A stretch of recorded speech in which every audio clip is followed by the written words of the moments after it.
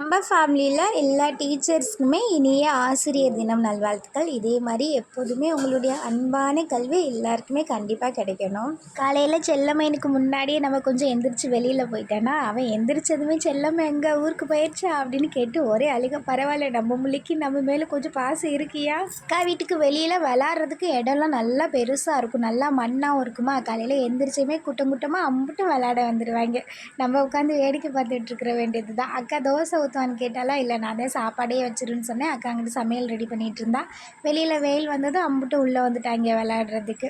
கொஞ்சம் சாப்பிடவே லேட் ஆயிடுச்சு. காலையில் அக்கா அன்றைக்கி முரல் மீன் குழம்பு, முரல் மீன் பொரிச்சிருந்தா, அப்புறம் கனவா நல்லா இருந்தது. அக்கா எப்பவுமே சூப்பராக சமைப்பா. நல்லா சாப்பிட்டாச்சு. செல்லமே தான் எனக்கு அது வேணாம் இது வேணாம் தயிர் வேணும் அப்படின்னு சொல்லிட்டு இருந்தா. எங்கிட்ட நாங்கள் நல்லா சாப்பிட்டுட்டு கொஞ்சம் ட்ரெஸ் இருந்தது மிஷினில் போகிறேன் அப்படின்னு அக்கா போட்டுட்டு இருந்தா.